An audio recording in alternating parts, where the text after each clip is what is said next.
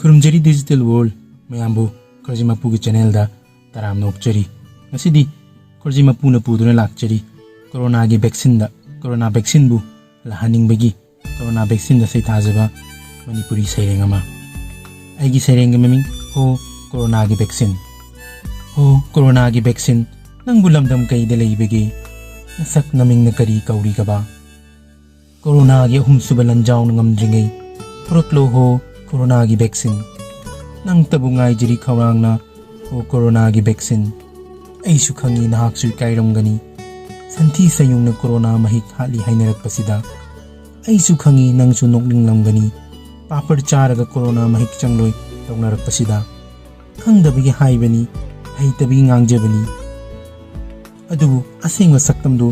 safong lakloba ho corona gi vaccine corona nahak kamyoi bai khoida amuk hanna tambirare lu nanba haksang phabatana asengmalanni medical science sakul abatata miyobigi punsi kanmangamgani haiba corona nahaki nathau miyoiba khoida tambigadaba para loiri haujikti wakhal loksing tagadaba singdi loina tanare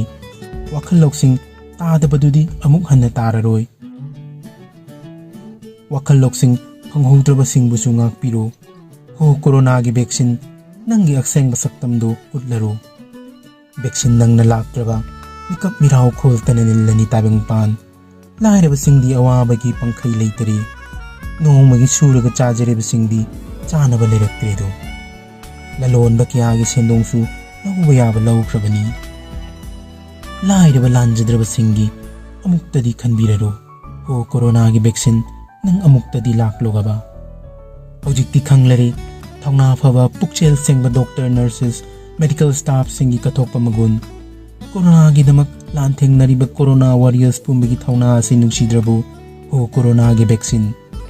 ho baloi banai batabang pani corona nahak su loikhro corona vaccine laklaro myoba khunai na loidringai matang sida igi sereng ho corona gi vaccine lesinjari